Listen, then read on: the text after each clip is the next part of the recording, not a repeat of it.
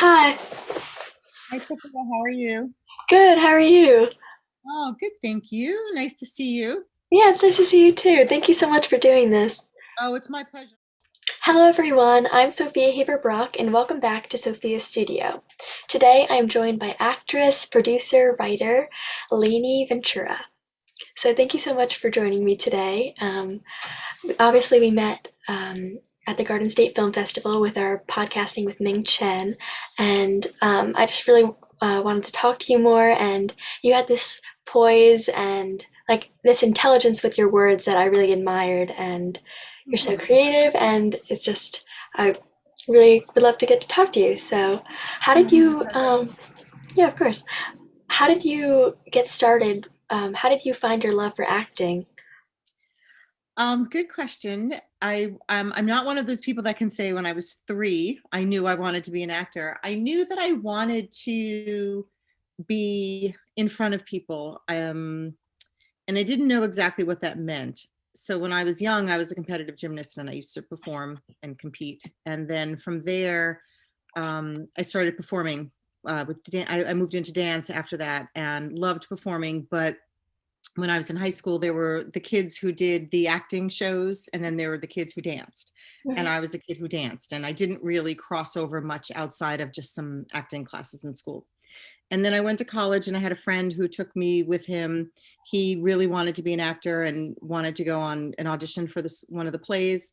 So I went with him and they asked me when I was there, why don't you audition? So I did, and I got a small part and I just kind of loved it. And just, I was lucky enough to be at a school that had a really great theater department that accepted people from other majors because I was a psych major.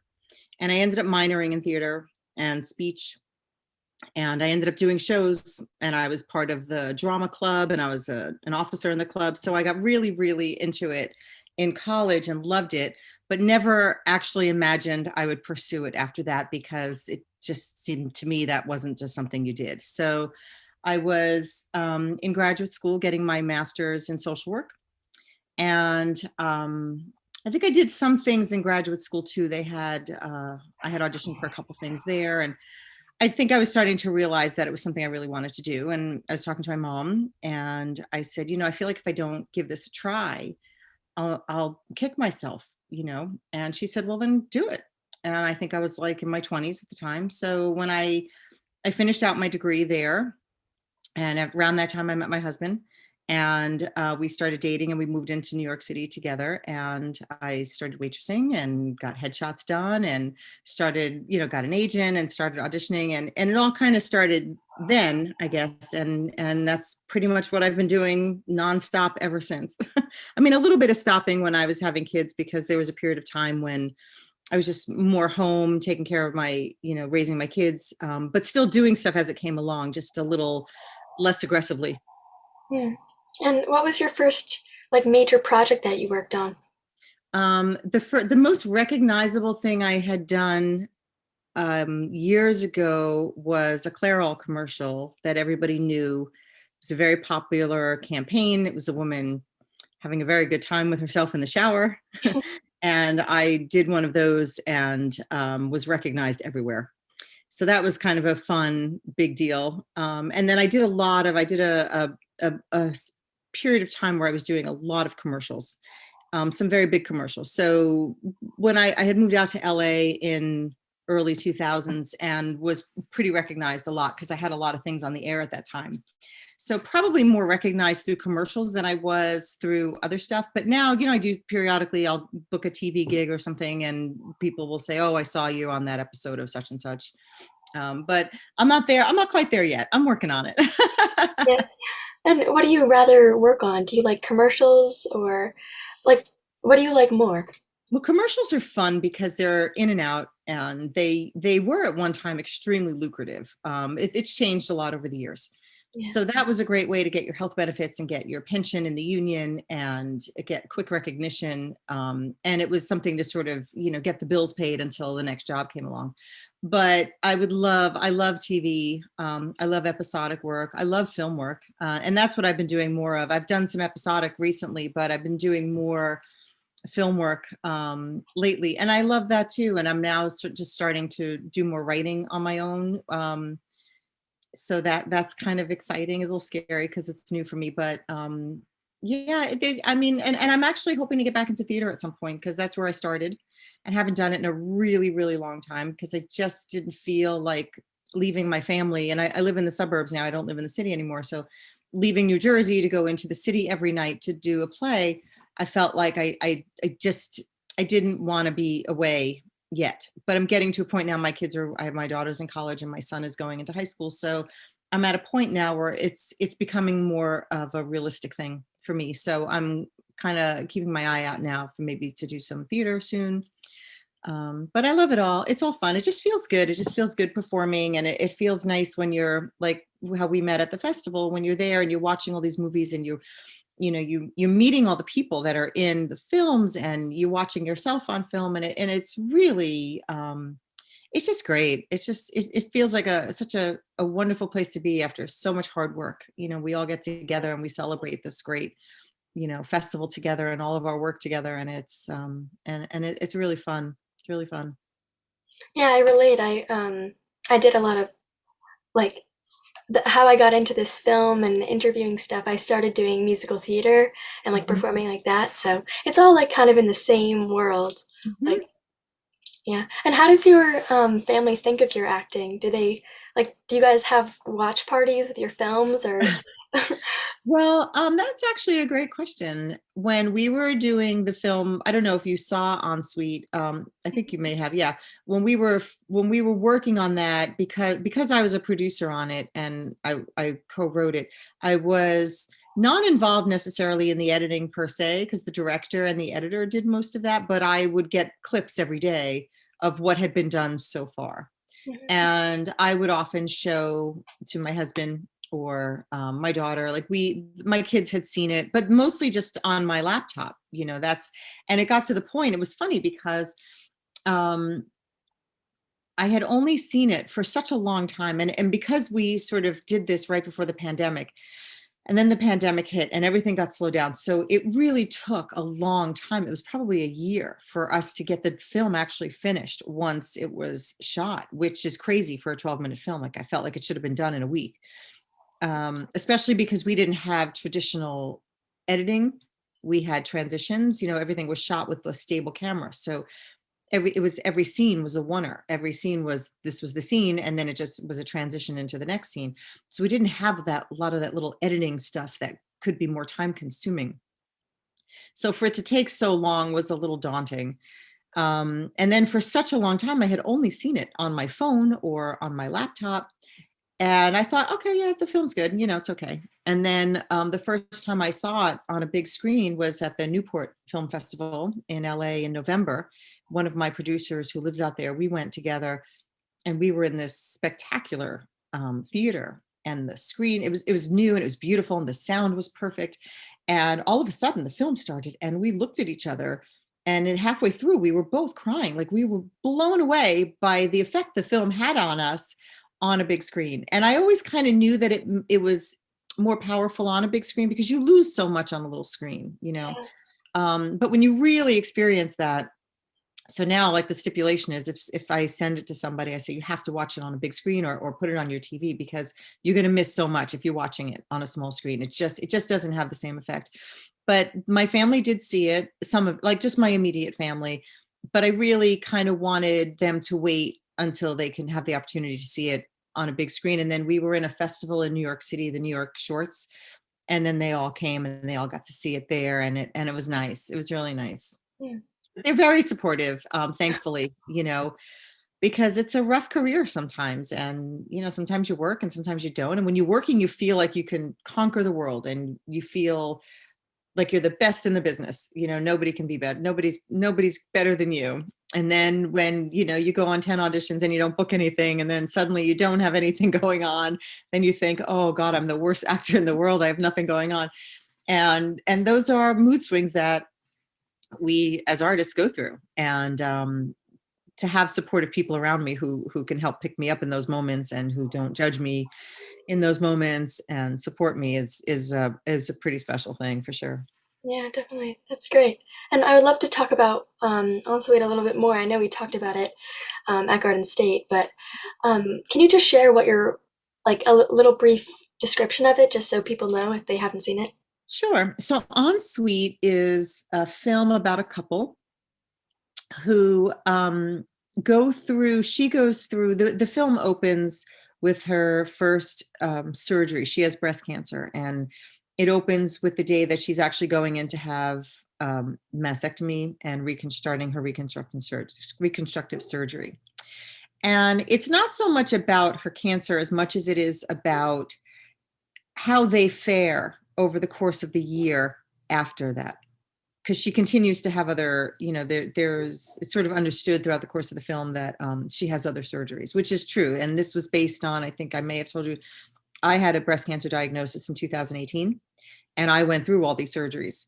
And the idea for the film came to me when, after my first surgery, it was a very intense, very long surgery, very painful. And I was healing in my bedroom at home, and I couldn't lie down because I had the procedure that I had involved taking some muscles out of my back and refitting them into my newly constructed breasts. So I couldn't lie back, couldn't lie forward. I had piece drains and paraphernalia hanging out of me and gauze. And so I was sitting in a chair just around fluffy pillows, and I pretty much slept in that chair for a couple of months. So the whole time I was up in my room, I was looking at my bathroom, and I thought, sometimes ideas just fall in your head. And I knew that I wanted to work with Jeffrey, my director. We had been friends. He had been coaching me for some time, and we were friends, and we were sort of friends, not that close yet. And I said, I really wanted to work with him. And I said, how can I do this? I need to come up with an idea for a movie to get him on screen with me.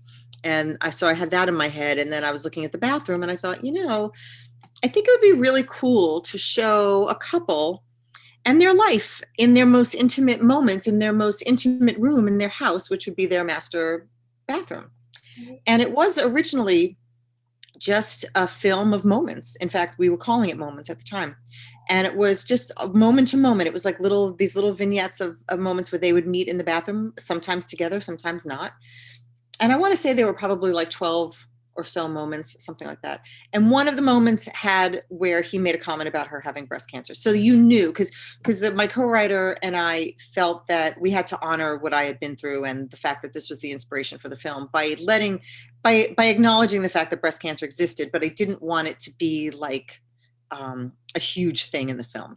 Mm-hmm. And then when we showed Jeffrey the movie, when we showed him the script, he asked where it had come from. And I said, well, I had breast cancer this year, because he didn't know. And he said, well, now I really love it. He goes, it's so personal. And he said, I really think you have more of a story to tell.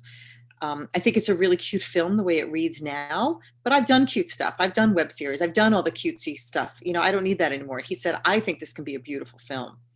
And he said, but we're going to have to make some changes. And I said, okay, I was on board.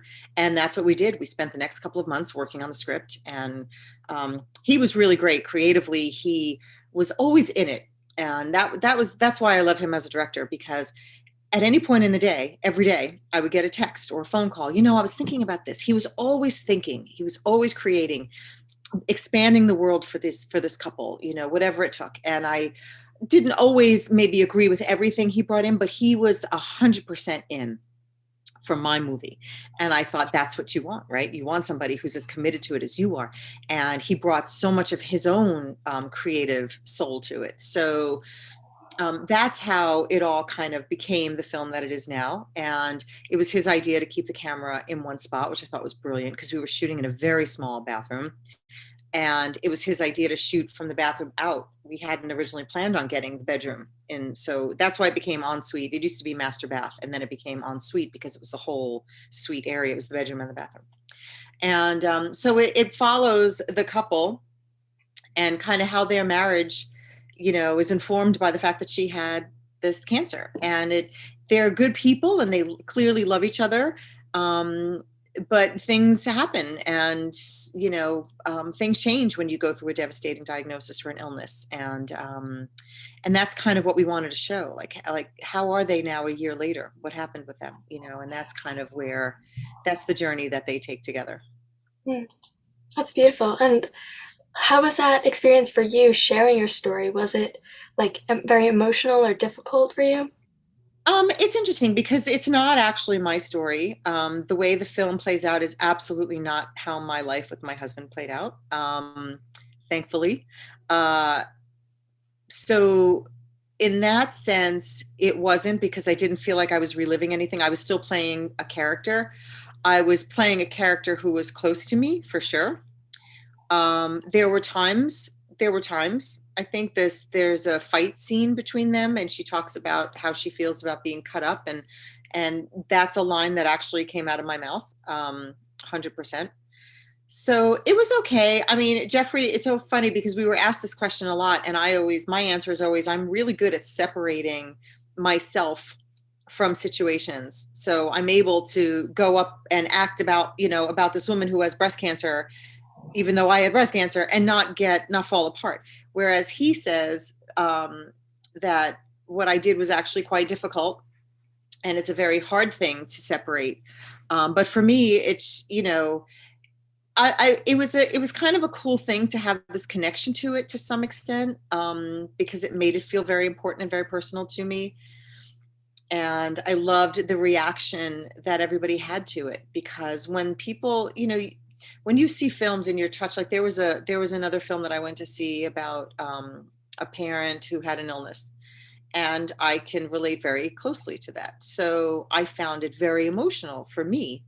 So it doesn't have to be, you don't have to have this big connection to the role that you're playing for it to be meaningful to somebody else. And I actually had a woman come up to me after the film, and I think her name was Rebecca. I took pictures with her, and she said, I have to tell you that I had breast cancer, and I had a mastectomy, and I had reconstruction, and my husband was wonderful through the whole thing.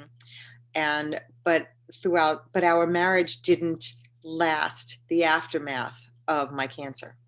And she said, I relate so much to what happened in the film, because what happened in the film pretty much happened in her real life. Mm, So she was crying and I was crying and we were hugging, and because it didn't have the way it plays out on screen didn't happen to me, but it happened to her, and that affected me so much. The way what I did up there affected her, affected me. So it's really a cool thing, in that way. And I do like having a connection. I don't know that I'll ever have, like, I wrote another one that Jeffrey and I are going to be working on, and I don't have there's nothing real about it for me in it, other than I just had this idea and wrote about it, about this, sort of tragic love story. It relates to me in no way. But my hope is that I will still connect with some people, that some people will find that this resonates for them, and is meaningful for them. So as nice as it is to have that connection, I don't think it's always necessary, but um, I was happy about it. It was nice. It was good. I was happy to be able to take something I had been through and do something with it creatively, because I feel like as creatives, that's what we do. We take our life experience, either our good or the bad, and we put it on paper, and we put it on film, or we put it on a canvas, and we find a way to express it. And I was really proud of myself for that, because I hadn't really done that before. I write essays more. Like, I've written about a lot about my cancer over the years. I usually do right around the anniversary time. And I've written about 4 essays or so. And I really like doing that. It's just me getting it out. But I hadn't actually done the screenwriting thing. And so that was really kind of cool. And I like that we do that, and that we affect other people in that way with our own life experiences. So I think that's what makes us who we are, which is pretty mm. cool. Yeah, it's a beautiful story. And so you mentioned that you write a lot. Like, what type of essays do you write other than to do with? Not a ton. So May will be 4 years since my first cancer surgery. So I'll be cancer free for 4 years. And usually around, I think the last couple of years around the anniversary time, I'll write something. So there was one essay I wrote. My daughter, it was right after my first surgery. I had multiple surgeries. So I think it was my first surgery. She is the Relay for Life chair. She was in her high school, which is the kids, they stay up all night and they relay around their school, and they collect money for cancer. And they needed, I was going to say a victim, they needed a survivor. um, on their team. And I didn't want to do it because I felt like it was too soon, but she asked me, and of course I wasn't going to say no. And it was a lot of attention on me. And it's what's funny about that is, of course, I love to have the attention. I love the spotlight on me because I'm an actor and that's what I do. But as a cancer survivor, it made me extremely uncomfortable. And I did not want to be the poster child for breast cancer. And I had to walk a lap and everybody was clapping and I had to wear a special shirt. And it was obvious, it was like screaming, survivor, survivor. And I found it very uncomfortable. And I wrote about it. I wrote about that whole experience, about how I felt. And so that was, I think that might've been the first one because it was so bubbled up inside of me. I just had to write it. So I've written things sort of like that. And then the last one that I wrote was a lighter one because I was going through my drawers and I have a ton of like lacy bras now. My friend told me, another cancer survivor said to me, after your surgery, you're going to have reconstructed breasts. Go out and buy yourself expensive bras, enjoy it. You're going to, everything's going to look good on you. And so I wrote, I was going through my drawer and I did that. I went out, I did all on the sale racks though, because I'm a bargain hunter. So I went and I bought I've probably got like 60 or 70 of these really pretty bralettes in my drawers. They're like spilling out all over the place. And I said, I have to write about this. So I took them all out and I folded them all on the bed and I took a picture and I wrote about my obsession with bralettes and what it meant to me to go into the store and to sift through them on the racks and try them on. And, that I can remember almost pretty much all of them, when I bought it or where I was, how I felt about it. Did I want it in different colors, and sorting them out in my drawers, so I wrote about that, which was kind of fun, but it was also still a very meaningful thing to me that I became obsessed with buying these bras all the time. And some I wear a lot and some I don't. And right now I'm working out a lot. So I just wear sports bras all the time. So it's kind of like things like that pop in my head, or things that are happening to me in the moment, or where I'm at in my healing. I should probably think about it more and do a little bit more writing, but I've done some so far and I do enjoy that. And I post it for other people to read. And then for the screenwriting stuff, that was new. The Ensuite I wrote with my former creative partner and we wrote it together. I do feel a little bit like we wrote it more in her voice than in mine because she is an established screenwriter. However, that said, we created these characters together. I brought the idea to her and she really liked it and we worked on every bit of it together. And the next one that I wrote, which is right now working title, is called The Train House. It was all me. That was me 100%. And I need to do some work on it. But that was kind of exciting and liberating to do my own. And hopefully we'll continue to do more because I also feel like as artists, we have to create our own work sometimes. It's not always, you can't wait around for it. And it took me a long time to really get that. But it's true. If you want to work, sometimes you just have to make it happen on your own. And what are some other projects that you're writing right now? That's all I'm working on right now. I do have a friend who's working on something that she started writing because based on an idea that we talked about.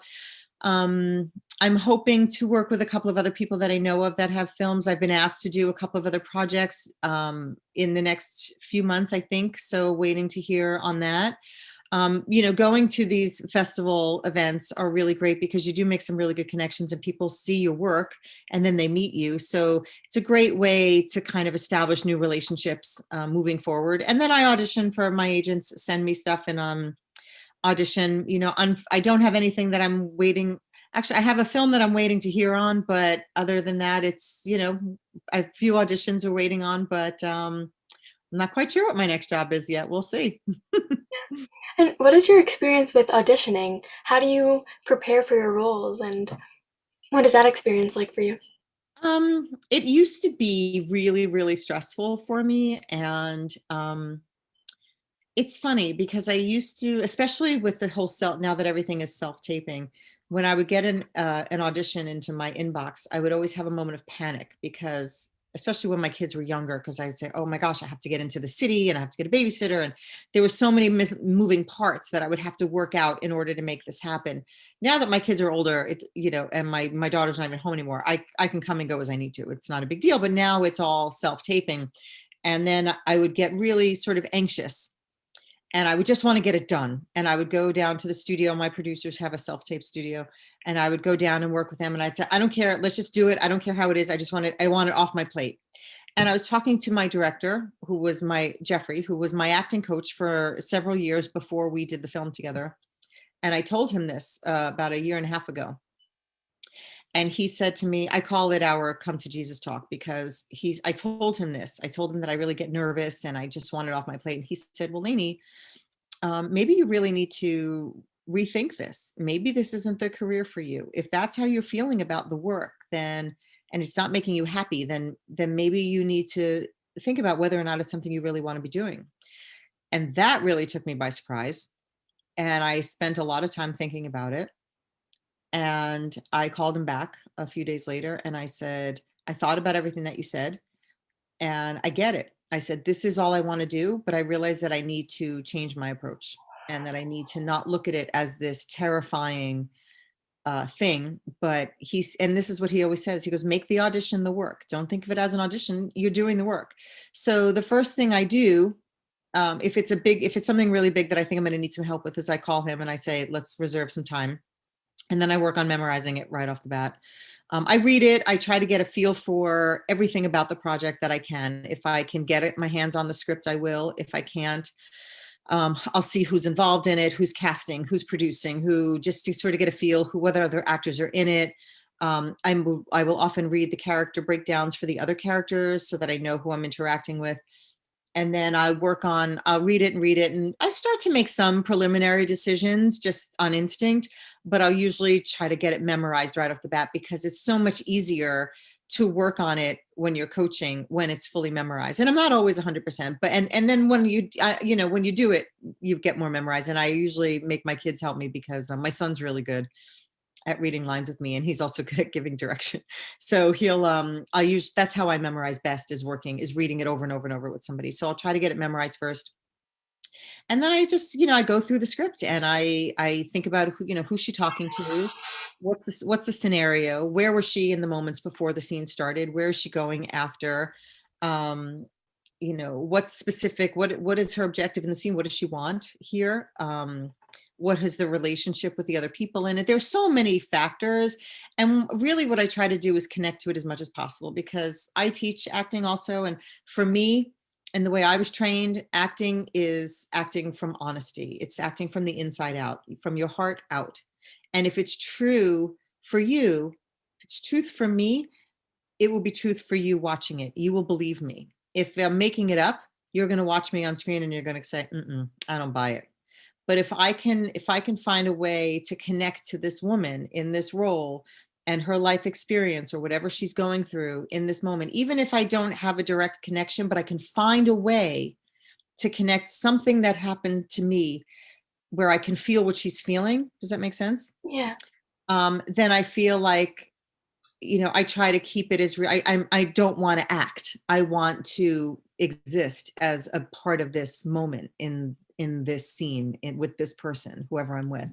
So that's kind of, I guess, a long-winded explanation of how I approach something. I really try to keep it as truthful as possible. And I feel like if you do that, it's so much, the work is so much easier. Mm-hmm. Yeah, and I relate, because like I said, I've done, I'm mostly like musical theater stuff, not so much just play acting, but yeah, it's cool to hear other people's experience with their auditioning and their roles. And you talked about your son. Is he interested in this type of stuff, or? No, and it's funny because my husband and I met doing theater years ago. He was never a professional actor per se. He did it more as like a creative outlet. He was a singer in a band, and then he performed with a theater company his whole childhood and up through high school and into college. And when we lived in the city, I became part of a theater company, and he started doing small character roles in all of our plays. So he stayed connected to it for a really long time, but he wasn't pursuing it in the same way that I am professionally. And then my daughter ended up going. In fact, the reason I met Jeffrey originally was because he coached my daughter into her performing arts high school. And part of the way through, she realized that she originally wanted to go into it, and then she decided she didn't, but she finished out her program and she liked it. Like, she really enjoyed performing. She just didn't want to be an actor professionally. And then my son is on the Shire. He's a little bit on the Shire side right now. And I've asked him, they've both been to auditions. In fact, I actually filmed a couple things with them over the years. Remy was in a short film that I produced with me years ago. They've all been extras in stuff I've done. I think my son was also he did I had to do a self-tape commercial. I booked this thing where I had to make the commercial myself at home, and the whole family was in that. But he has very, very good instincts. He took my acting class off and on for a while. He has very good instincts. He's very smart and he reads really well. And he definitely has some natural talent there. He's just that's not really his thing. And that's okay too, Yeah. because honestly, it's a big schlep for me to have to take him into the city for auditions. He was doing before his voice changed, he was doing some voiceover stuff. My agents were sending him auditions. He did a little bit, which he liked doing that. So we may work on trying to get him to do more of that, but he sounds older. He's more mature now. But like there were times I was working on an audition with him, and he said, Mommy, try it. I like the way you did it the other way. Try it again like that. And he's just got good. It's just, some people they just have it. Yeah. And I think he's one of those people that he's very, he's got a very creative mind. And he's super smart. I don't know. He's got a good ear for stuff. So, but as of now, no, he's not looking to be on any kind of movie or TV set. Not yet. We'll see. Well, that's great. Your whole family has this like creative eye and this Yeah. natural talent. That's great. Yeah. It's a big competition in the house. So who gets all the spotlight? Uh, And I'm like, no, me, nobody else, just of me. course. And do you have any social media or your website to plug? I do. My website is being worked on because I'm not very good at that kind of stuff, and I did it myself. But it's LainieVentura.com, and it has a bunch of my stuff on there. But just don't judge, because I think my son is actually going to work on it for me. And then my Instagram is Lainie VEE1, and my Facebook is Lainie Ventura. And I think Twitter, I think, is also at Lainie Ventura. I don't do as much on Twitter. I'm mostly Instagram and Facebook. Gotcha. Yeah, thank you so much. This is great. Oh, thank you, Sophia. You're a pleasure. Thank you so much. You ask great questions too. Thank you. Very And thoughtful. I'll send you the completed interview once I finish editing it. Oh, that would be terrific. Thank you so much. Yeah, of course. Thank you. Okay. Well, good luck with everything. I hope to see you again. Yeah, you too. Bye.